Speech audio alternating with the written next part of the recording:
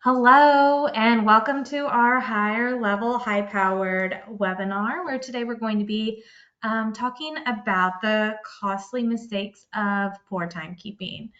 And Amanda Majewski is going to be the one explaining all of the great things about timekeeping and what higher level has to offer and the ins and outs of it. Then a little bit later, I will rejoin and kind of talk about some upcoming changes going on in Missouri that's really going to affect timekeeping and kind of drive home the importance of why we're bringing this to you today. So, Amanda, I will let you go ahead from here. Okay, awesome. Well, hello everyone. It's been a while since I've been on one of these, so I'm excited to join Summer. So, Summer, if I miss something, you just stop me along the way here. I Sure will be thing. sharing my screen a little bit, so I hope I don't hop around too fast for everyone. So, we will get started here. So we do have, Summer, can you see my screen okay? I can. You might want to make it full screen. Okay. Let me make this a little bigger if I can. Um, there we go. Hopefully that looks a little better. All right, so today, Summer kind of just alluded to a little bit some things that I will be talking about, but just in general, we're going to talk about PTO compliance. Very hot topic that Summer will talk at the later end of the session, state specific requirements. Missouri is right around the cusp, so she'll be talking about that. Overview from me, I will just be talking about just automated timekeeping as a whole, eliminating buddy punching. There are, again, a lot of different ways to eliminate that. I'll just talk more in detail later on. Using geofencing is an option. I'll briefly talk about geofencing. And of course, just using an automated timekeeping, I will hop into my demo account and just show just again, simple clicks from getting clocked in to requesting time off. And again, if we need to do a more one-on-one demo, I'm more than happy to do that. So feel free just to reach out to me or comment below as well. All right. So first and foremost, you should be tracking your team's time to understand how much time that they may be working on tasks and or projects. Again, we have customers who will also use timekeeping in the concept of clocking how much time they work on a project. If they are project based and they may not just truly just be hourly employees. But overall, you want to be able to balance your workload. Same thing here at higher level. We want to make sure that people are working to their full potential. So clocking in and out gives you a good idea of where that time is being spent. But ultimately, for compliance purposes, you must comply with FLSA timekeeping requirements. Not complying with the FLSA timekeeping rules can land your business in legal trouble. So noncompliance can be penalized up to $1,000 per violation, but plus any back pay, if that were to be the case, liquidated damages, and attorney fees. So it's important to make sure that you are tracking for those purposes. But overall, from a payroll perspective, in my world here, time tracking errors can lead to inaccurate pay calculations. You don't really then have a formal way to document it if you aren't automating it. Then thinking of just that lost productivity, you're trying to track someone down. What time did you leave yesterday? So again, that missed clock in and out, again, incorrect hours or overtime hours, where you can really get yourself into some hot water with FLSA if you are not properly keeping track of that time that people are clocking in and out with. So just background FLSA, if you're not 100% familiar with FLSA, which stands for the Fair Labor Standards Act, and they establish regulations for minimum wage, overtime pay, youth employment standards, and record keeping for employers. So there, like I mentioned, there is some penalties that can come into play when you're non-compliant. So hopefully today, if you are currently not using an automated timekeeping, that this is a little bit of eye-opening. Oh my, I really need to reconsider that, because ultimately, as a business, you want to be compliant. And while you may be thinking of, okay, well, what's that additional cost may be for me to input or now integrate some sort of timekeeping automation, well, just think about, how much more it could cost you if you actually are not compliant with some of those fines that I talked about. So why addressing time tracking matters? Again, legal implications. Like I mentioned, you can be audited as well. When it comes to record keeping purposes, you do want to have that information readily available if you were to be automated. Um, so overview of timekeeping, some things that I did want to talk about. So again, on FLSA, they don't force employers to use a specific method of timekeeping. So I do want to say that because there are a lot of different ways to collect time. You can track employees' actual hours any way you like, as long as it results in precise and accurate time records. According to official FLSA documentation, uh, there are a few methods that employers can track. So again, something that is consistent. Let's say a swipe card, a magnetic swipe card, a barcode, biometric reader, and I'll talk a little bit about that later on too. Someone who's actually in charge of recording that time that our employees are clocking in and out, and of course software, which is where I do spend a lot of my time consulting, educating people on the different types of timekeeping products that are out there. One key feature that I do love about automated timekeeping, real-time updates to prevent discrepancies. And secondly, where we always look for us to be efficient as well, using something automated or offering to our customers that seamless integration with our current payroll platform for a smoother payroll processing. So again, productivity, I've kind of mentioned that a little bit, but having something faster, more accurate, again, help reduce or eliminate any having payroll corrections. And again, having that automation built within a timekeeping product, so it's properly calculating regular hours, overtime, and of course, paid leave as well. This ultimately gives those employees a better experience. They can easily track their hours. They can see that information on their own time card. And of course, ultimately reduce any frustration that they may have thinking, oh, I didn't get paid for the hours that I worked, right? Then they may become disgruntled about it. They make an impact onto your business, or of course starting to spout off to other employees, which can create a whole ripple effect. So when it comes to using automated timekeeping, understanding time theft is also a real thing. And this can occur when you've got employees clocking in for each other, or also known as buddy punching. Let's say they're taking longer breaks than what they actually are allotted, or they're actually not then really performing the work during those work hours. This can lead to significant financial losses to obviously, your money in terms of running your business, but of course, inflated working hours and of course, missed productivity. So there are different ways that I mentioned of collecting time. A very common one, a common practice you may see biometric time clocks. There is a web clock. Web clock, again, is just going to be something that you're going to use a web browser and have an internet connection.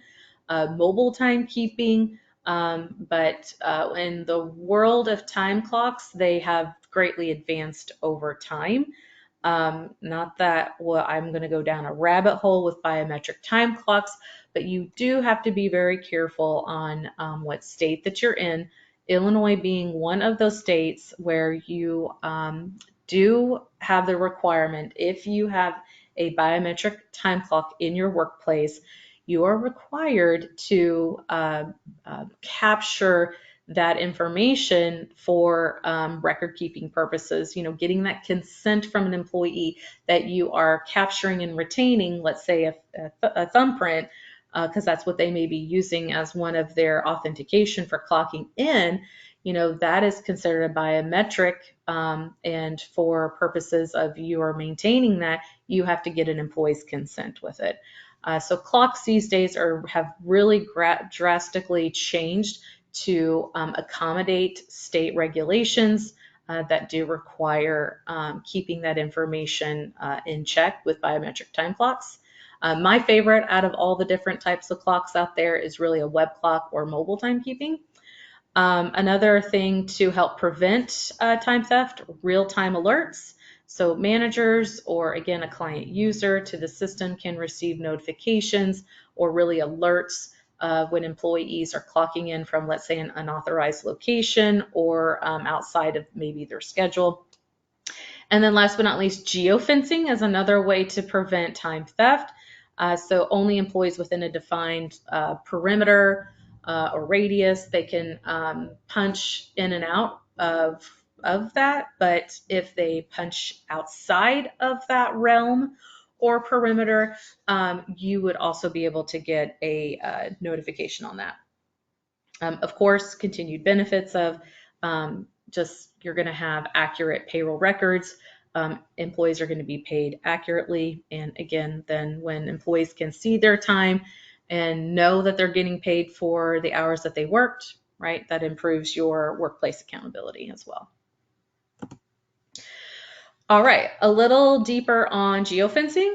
So geofencing, if you're not familiar with this concept, uses GPS technology. So again, all of our phones, smartphones have this technology built within it, and it creates a virtual boundary around a designated location. So employees can clock in and out using their mobile device when they are physically within that geofence. It will indicate, again, if they still clock in, it might be outside of that perimeter, you at least know where they clocked in and if they physically were not inside that geofence area. So geofencing is integrated in our timekeeping platform, again, mobile app or dedicated time clocks. And then again, benefits from that, you're going to help eliminate that theft from remote employees or clocking in when they're trying to drive down the road and get to work. Again, this reduces errors from time tracking, ensuring employees that they are where they say they are at when they are clocking in and out as well. Let me see here. What else? One thing that I didn't really mention on here, it's not really geofencing, but just using a web clock in general. If you don't really have a need for geofencing, maybe IP restrictions is also a way to combat, the geofence perspective. Meaning if, and I've got clients who use, a ton of clients who do use this, we all have static IP addresses, but based off your location, if someone is clocking in and out, they would have to be on that specific IP address as well. So that is also another alternative versus really, geofencing. So I have set a lot of clients up with IP restrictions as well. So biggest thing, again, staying compliant, but how to resolve time card errors. When you're using an automated timekeeping, again, you can set some alerts to see who's approaching overtime. If someone is excessively working overtime, now you can address it. It's on the time card. An employee self-service perspective, an employee can also review, or if you allow them, they could adjust their own time card. This isn't really a common practice that I do see or that I do consult with customers, but it is an option. The good thing with automated timekeeping solutions, every single one of them are going to have an audit trail. So that audit trail is always going to tell you who made the change, what time, where were they, what that IP address is as well. Our payroll platform timekeeping solutions are completely customizable to allow managers, supervisors, different levels of individuals to have access to the platform themselves as well. So they can also approve time cards and maybe approve time off requests, things like that. But staying compliant, automatically syncing your time cards with a payroll platform, payroll software to ensure that you are staying compliant with labor laws and regulations, especially overtime rules. And Summer will be talking about some sick leave stuff later on. Okay. So last but not least, before I kind of just get into a quick little just demonstration, I won't spend a whole lot of time on it because again, every client or situation can be unique. But here at Higher Level, we do offer a full suite of services to help manage that employee experience. So today we mostly have been focused on that workforce management piece, which is that time and labor management. So we do have, again, from recruitment all the way to retirement is the best way I like to describe it. So anywhere in between that, Higher Level has probably a product or service that most likely can help you in those instances. So, all right, let me stop sharing this here and move over. Summer, any questions so far that you noticed that I need to pause for before moving to the next thing? I don't see any questions, but Okay. I will keep my eye out for them in case they come in. Okay. I'll let you know. Okay, awesome. All right. So I just want to just provide just a little sneak peek of what it would look like as an employee, clocking in, requesting time off. So as I mentioned, one of my favorite pieces to use when it comes to time collection is really a web clock, so to speak. Um, so here you can see I've got my landing page. It's got our Higher Level logo. It is asking me to sign in for security purposes. The way that the software is designed, it is looking to be a native solution, meaning you are not having multiple logins to sign into multiple different sites.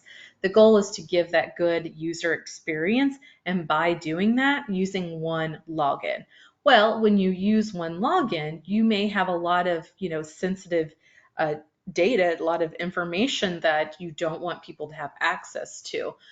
So using a username and password with multi-factor authentication, which is obviously a huge requirement with the types of softwares that we do use, especially when it comes to payroll related information. Having this one login where you are going to sign in and sign out is obviously really, really important. So I'm going to go ahead, I'm going to hit continue. I'm going to sign in as my demo employee here. And I want to change one little setting here.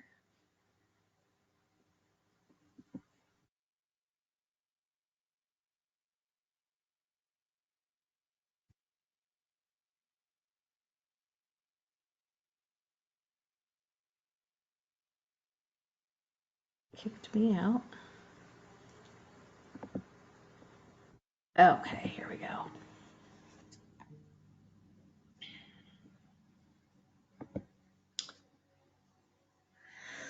All right, so I'm getting signed in as an employee. I have a dashboard with, boards or really widgets that will tell me where I last visited. But to sign in, you're going to see a little blue clock up here in the left-hand side here. I can do a quick punch, a detailed punch. If I'm manager supervisor, I can also do a collective group punch for other people on my team.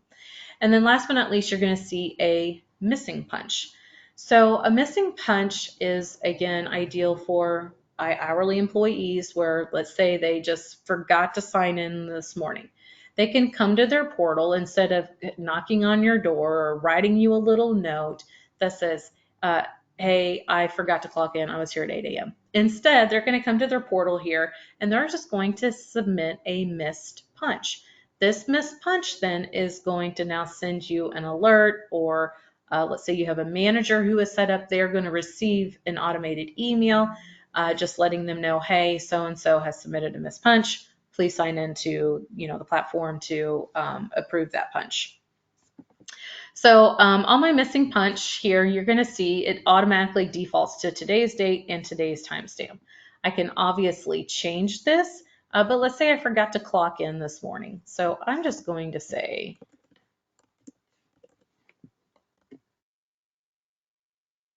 oh, well, caps lock.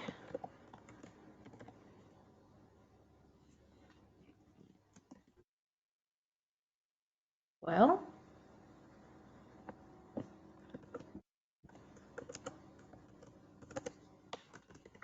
there we go. All right, so I'm just going to say normal punch. You can even as an employee leave a note. After that, again, if you've got different departments with your organization, different jobs you can see here. Other than that, I just say save and it will record this missing punch has been submitted. So now my manager, supervisor is going to get that notification as well. I can see my own time card. So there are some different views of your own time card as an employee. It defaults to my pay period. I can see just for the week here. There is a new feature that's currently being built out, which I do like this view a little bit better. So it is an enhancement that's being worked on. It's not quite all there, but I do like this view even better than just on your normal time card. From here, I can also request time off if I would like. And so again, Summer will get into the different types of, sick leave, but specifically Missouri she'll be talking about. But as an employer, obviously giving as a benefit, time off. If you're not in a state that doesn't have a requirement, is completely customizable in our system.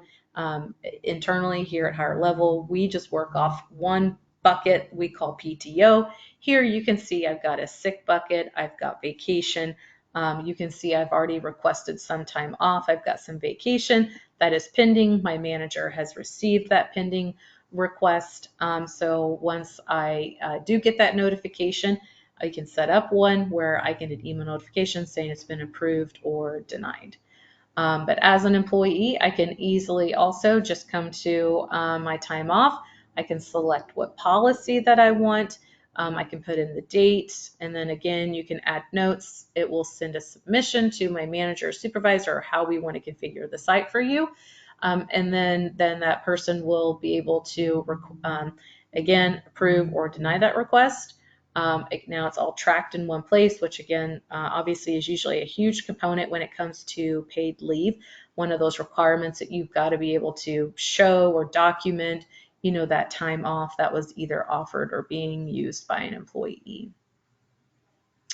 But other than that, timekeeping can be pretty simple or it can be complex. We have many clients who have different rules when it comes to, who is eligible for time off or different types of policies. If they do earn time differently, especially if you are in the state of California, you earn overtime after 8 hours worked in a day. Again, this is all customizable based off of your company policies when it comes to clocking in and out. Obviously, this is just one avenue of using a web clock, but like I mentioned, as employees, they can use a mobile timekeeping. I did mention the IP restrictions, which is also nice. But other than that, that's all that I really had for everyone today on some timekeeping, just because it can be totally customizable for you, and happy to do a one-on-one demo as well. All right, Summer, you're muted, but you're next. Of course I am. I was just eager to start talking. Always eager to start talking. All right, guys. Now that you've seen that, we're going to go ahead and show you why timekeeping, why we're bringing this to your attention today, kind of what we are looking at for some legislation that's, I'm going to go ahead and say pending. Amanda, are you seeing this screen? I sure am. I'm Okay. seeing your screen. All right. Let me grab it and throw it in full screen here. Yeah, it's not going to let me do that. All right. It's blocked out. The full screen here. Um, okay, so there's some, I say pending legislation because Missouri passed Proposition A back in the election in November. And with that, it brought some paid sick leave requirements to the state of Missouri. Now, if you're from Illinois, this is very similar to the Paid Leave for All Workers Act that was implemented in 2024. But this has a twist of sick leave as the requirement. So that specifics of that law requires 1 hour of paid sick leave for every 30 hours that is worked to be accrued. So I don't know about you, but whenever we are talking about accruing time, 1 hour for every 30 hours worked for me sounds very time consuming on keeping track of that. It's not an even 40 like Illinois had laid out for us for those 40-hour work weeks. You have some employees who are going to get to 30 hours earlier in the week and earn 1 hour. And then the next week, halfway through, you're going to have to take 10 hours from the previous week, 20 hours from the next, and then you've got hour two. So it's going to become a little bit messy if you are relying on spreadsheets for that accrual process. So automatic time tracking is really going to become your best friend when you're looking at the options that you have.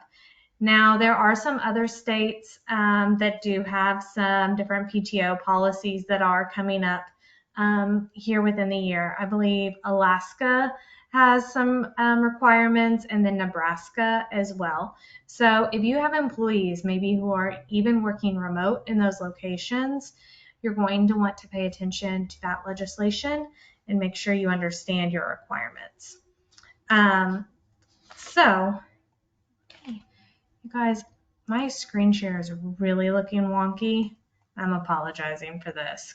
I really don't like it. Let's see if we can do this instead.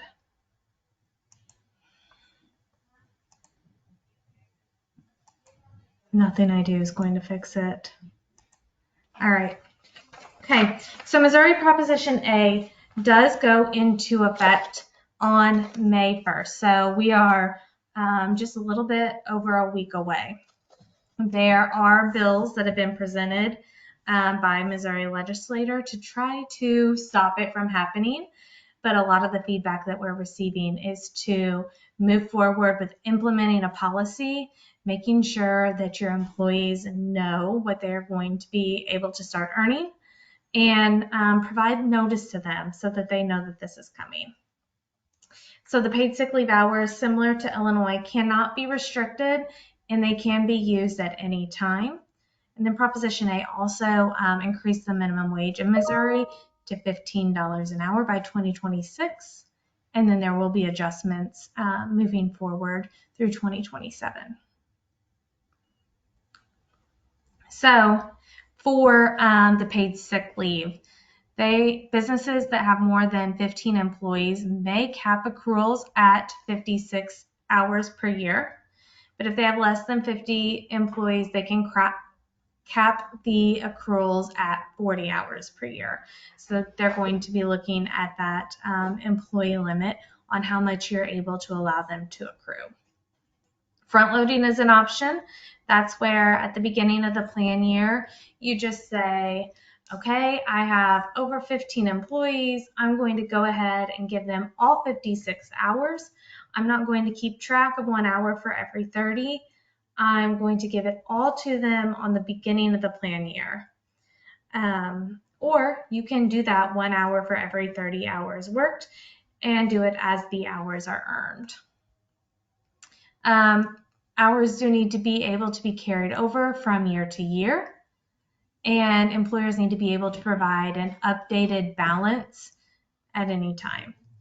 If you currently have a PTO plan, a lot of businesses are referring back to that and looking at their policy. What does the language say?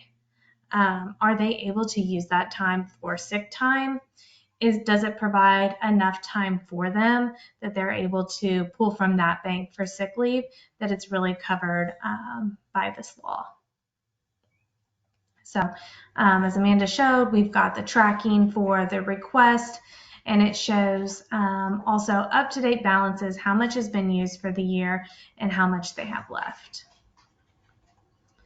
So sick leave within your policy, if it is a very specific sick leave policy, you can say what the leave can be used for, as in caring for yourself or a family member that has a mental or physical illness, injury, or health condition.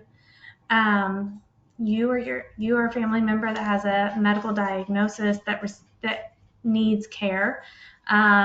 Maybe you're their primary caretaker, having to be the one getting to doctor's appointments, being there for all of that.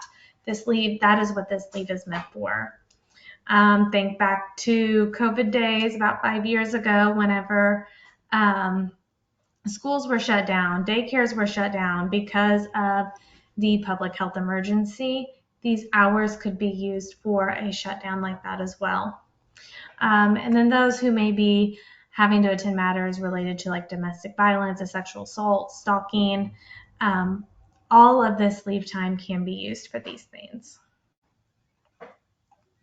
Now, there are some limitations on those that are not eligible to earn this time.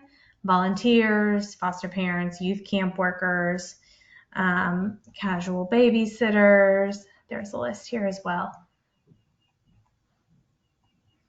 And so just staying compliant, that's really why we're bringing you this information.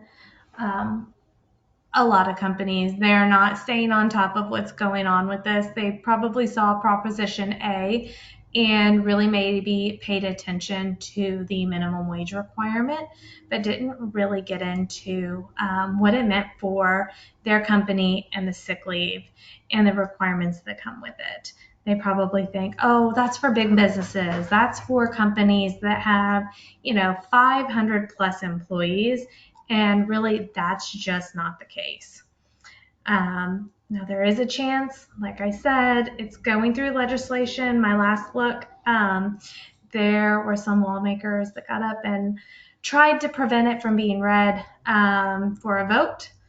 And so it's still just kind of sitting. It's passed one side, I believe it's passed the House, and now it's in the Missouri Senate.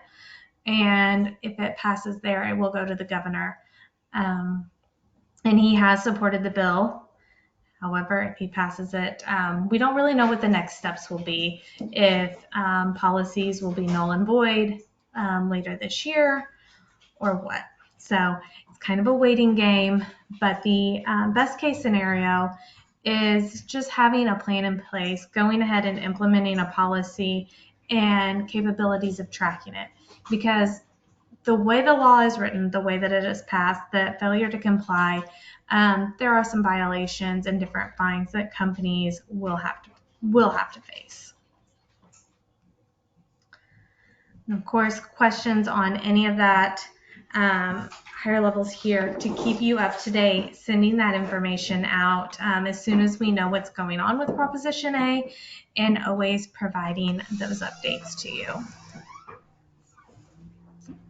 All right. Of course, we've got our QR code there. If you would like to connect with myself or Amanda, any questions over anything you have seen today, you want to know more, how we can help, how we can customize timekeeping for your company, because nobody operates the same. All of these PTO policies, all of the timekeeping, it looks different for everyone. All right. Amanda, any other things before we close out today? No, if again anyone wants to see a more in-depth demo, how would it work for their organization? Because again, to Summer's point, no two clients are alike. Everyone has different needs. There's always some little quirk to maybe a policy or, oh, this is how we do it at our company. That's totally fine. Let's just have that conversation and see how we can help you. All right. Thank you all. Have a great day. Bye, thank you.